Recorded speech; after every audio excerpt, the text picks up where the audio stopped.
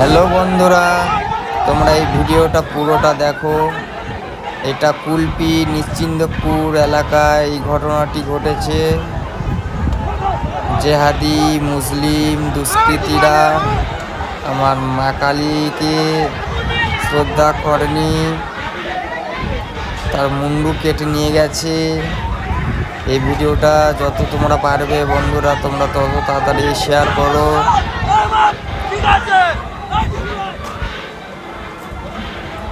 আর এর ফল ভালো হবে না।